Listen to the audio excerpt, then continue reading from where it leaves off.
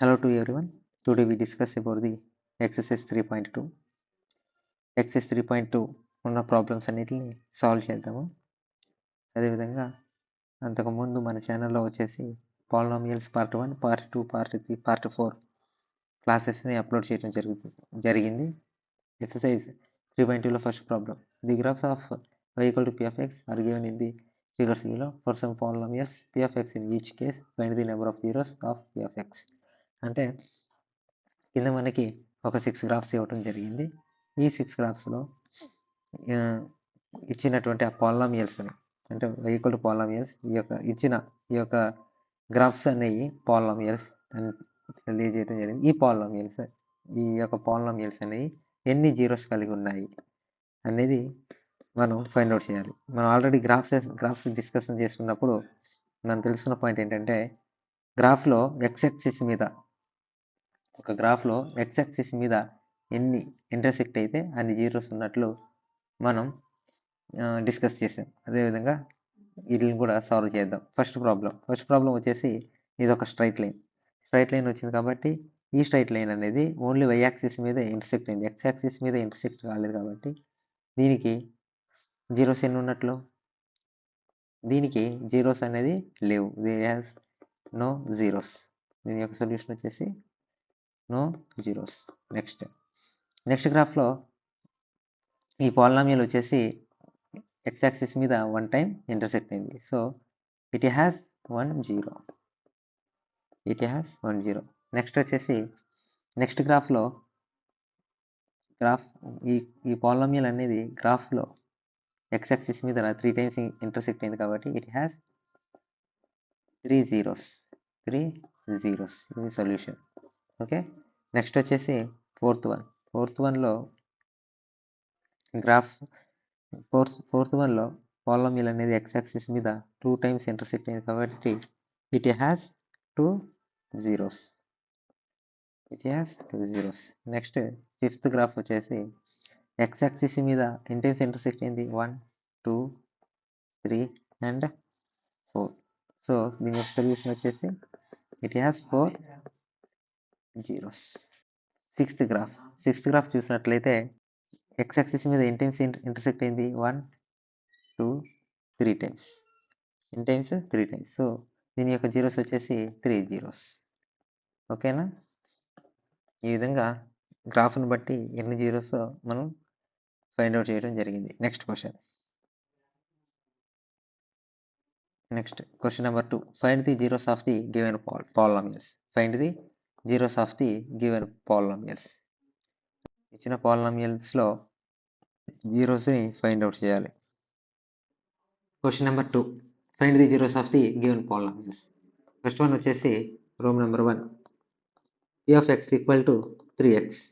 క్వశ్చన్లో ఏమన్నాడు? Find the zeros of the given polynomial. కాబట్టి జీరోస్ ఫైండ్ అవుట్ చేయాలి కాబట్టి మనం ఈ p of xని జీరో ఆఫ్ ది పాలినామియల్గా తీసుకున్నట్లయితే p of x ఎంత ఇచ్చాడు క్వశ్చన్లో? 3x. therefore 3x equal to 0. Okay. ఇక్కడ 3 అనేది మల్టిప్లై అవుతుంది కాబట్టి అటు వస్తే 0/3. therefore 0/something equal to 0. x equal to 0. Okay. Next question Rome number 2. p of x equal to x square plus 5x plus 6. Okay, here same condition. p of x equal to 0 of the polynomial. ఇచ్చిన p of x ఏంటి? x square plus 5x plus 6. ఇది దేనికి equal అయ్యి ఉండాలి? 0కి equal అయ్యి ఉండాలి. ఇప్పుడు దీన్ని ఏం చేయాలంటే మిడిల్ టర్మ్ని స్ప్లిట్ చేయాలి. ఇది మోస్ట్ ఇంపార్టెంట్. చాలామంది ఇక్కడ చాలా స్లో అవుతారు. ఇది చేయటం కుదరక చాలామంది క్వశ్చన్ కూడా వదిలేయడం జరుగుతుంది. చూడండి ఒకసారి, ఇక్కడ ఇది ఎక్స్ స్క్వేర్ యొక్క కోఎఫిషియంట్, ఇది వచ్చేసి constant.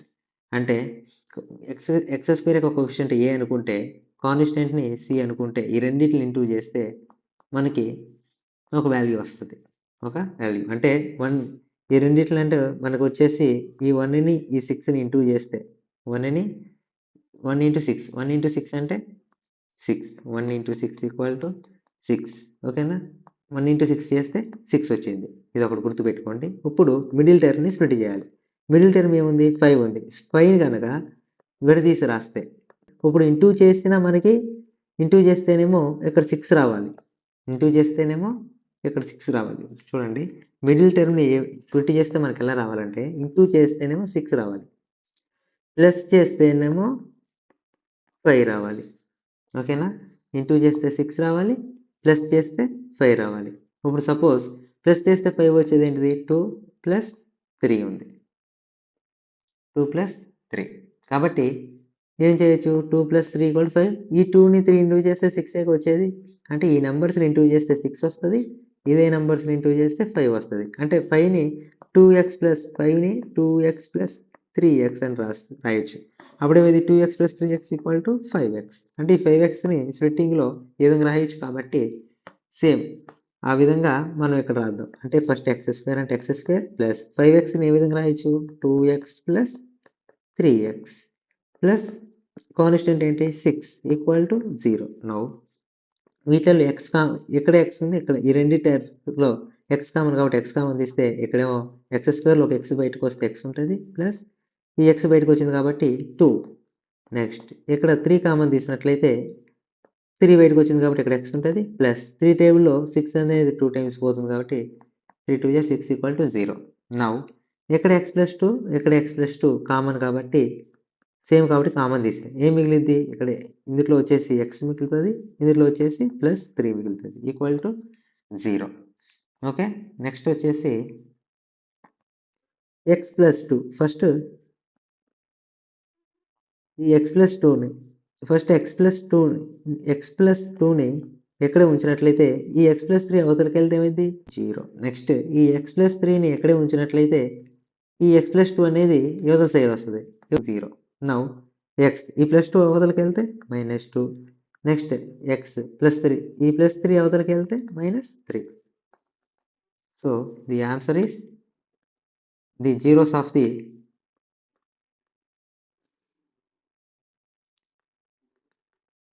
given polynomial is -2,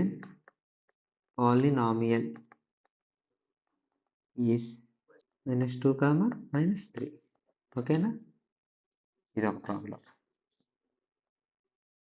next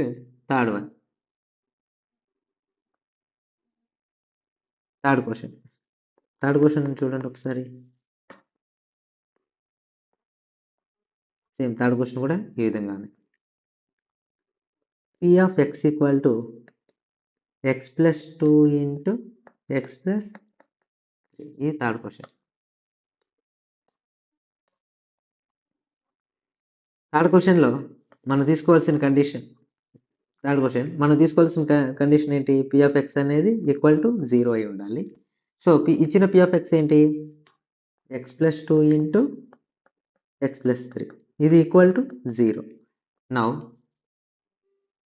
చూడండి ఇక్కడ రెండు ఇంటూ ఇచ్చాయి కాబట్టి మనం ఏం చేయాలి? ఫస్ట్ ఎక్స్తో మొత్తాన్ని ఇంటూ చేయాలి. ఎక్స్తో ఈ మొత్తాన్ని అంటే ఎక్స్తో x+3ని ఇంటూ చేయాలి. నెక్స్ట్ ఈ +2తో అంటే +2తో ఈ x+3 మొత్తాన్ని ఇంటూ చేయాలి. Okay right x into x x² plus 3 into x 3x next plus 2 into x 2x plus into plus 3 2 3 6 = 0. ఈ విధంగా ఈక్వేషన్ రావడం జరిగింది. వీటిలలో మనం x కామన్ తీద్దాం, వీటిలలో 2 కామన్ తీద్దాం. అంటే x కామన్ తీస్తే ఇక్కడ x ప్లస్ 3 +2 కామన్ తీస్తే x ప్లస్ 2 టేబుల్లో 3 ఎన్ టైమ్స్ 6 ఎన్ టైమ్స్ పోయింది 3 టైమ్స్ =0.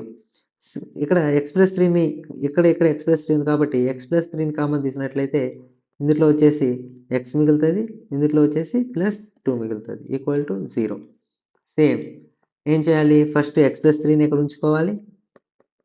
ఈ x+2ని అవతల తీసుకెళ్తే 0 అవుతుంది. ఇదొక ఈక్వేషన్. నెక్స్ట్ ఈ x+2ని ఇక్కడ ఉంచి ఈ x+3ని 0 వైపు తీసుకొచ్చినట్లయితే 0. దేర్ఫోర్ x+3 0 వైపు వెళ్తే -3. హియర్ +2 0 వైపు వెళ్తే -2. Therefore the zeros of the given polynomial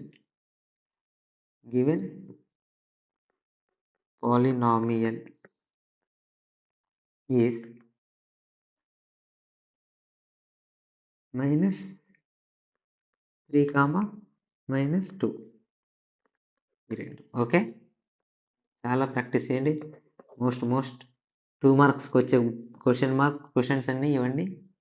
next 4th question. మన 4th క్వశ్చన్ వచ్చేసి p(x) = x⁴ - 16. రోమన్ నెంబర్ 4 వచ్చేసి p(x) = x⁴ - 16. Therefore మనం తీసుకోవాల్సిన కండిషన్ p(x) = 0. ఓకే, ఇచ్చిన p(x) ఏంటి? క్వశ్చన్ ఇచ్చినటువంటి p(x) x⁴ - 16 = 0. x⁴ అంటే x⁴ రాసి ఈ 16ని 2^4గా రాసేయచ్చు. ఓకేనా? దేర్ఫోర్ ఈ x⁴ని ఎలా రాయొచ్చు? x² ఈ 2^4ని 2² = 0. ఓకే, ఇది x² ఇక్కడ x²నేమో a అనుకుంటే 2² b అనుకున్నట్లయితే ఇక్కడ మనకు ఒక ఈక్వేషన్ అనేది కనిపిస్తుంది. x² అంటే a, అంటే ఇది a హోల్ స్క్వేర్ అంటే a², ఇదేమో x² అంటే a, దానికి స్క్వేర్ ఉంది a², నెక్స్ట్ మైనస్ ఈ 2² అంటే b, దానికి స్క్వేర్ ఉంది b². a² - b² ఫార్ములా ఏంటి? a + b × a - b అనమాట. a + b × a - b అంటే దీన్ని ఏ విధంగా రాయొచ్చు? a + b × a - b రూపంలో రాస్తే a అంటే x² + b అంటే 2². Next a² - b². a² అంటే మళ్ళీ x² - b² అంటే 2² = 0. దేర్ఫోర్ ఫస్ట్ వచ్చేసి ఈ x² + 2²ని ఇక్కడే ఉంచి ఈ x² - 2²ని 0కి తీసుకెళ్తే 0 ఇక్కడ ఇది ఇంటూ అవుతుంది, అవతల వైపు వస్తే బై 0కి ఏది బై అయినా కానీ something by 0 by something = 0. Therefore x² = -2². x² = -2². Here square cancel. x = -2. ఇదొకటి. నెక్స్ట్ వచ్చేసి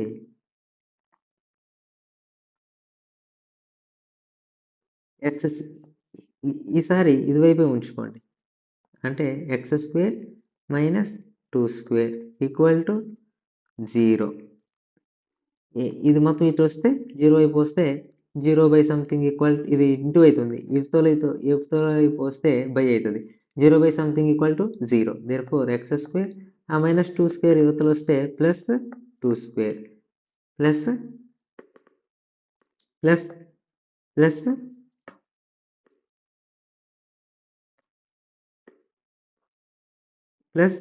square cancel. Therefore x = 2. Therefore the zeros of the given polynomial is -2, 2. అదేవిధంగా వీటిల్ని ఇంకోలాగా కూడా చేయటం జరిగింది. ఎట్లా అంటే చూడండి ఒకసారి, ఈ రెండింటిని తీసుకున్నట్లయితే అంటే మనకి ఇక్కడ ఈ రెండు వచ్చాయి చూడండి ఒకసారి. అంటే x² + 2² = 0. ఈ x² + 2² అంటే ఏంటి? 4 = 0. x² +4 అవతల వైపు వెళ్తే -4. అంటే ఇక్కడ -2 వచ్చిన కాడ -4 అనేది x² ఉంటుంది. x² = -4. ఈ స్క్వేర్ అవతల వైపు వస్తే √-4 అవుతుంది. ఓకేనా? ఇదొకటి. సేమ్ ఇది కూడా అంతే. ఇక్కడ x² -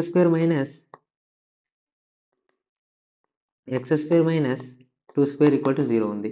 x² ఆ -2² ఇటు వస్తే +2². 2² అంటే 4. స్క్వేర్ ఆ స్క్వేర్ అవతల వెళ్తే √4. కాబట్టి x = +√4. x = -√4 అయినా రాయొచ్చు, +√4 అయినా రాయొచ్చు. ఓకేనా? లేదు -2 అయినా రాయొచ్చు, +2 అయినా రాయొచ్చు. ఇవి వచ్చేసి మనకి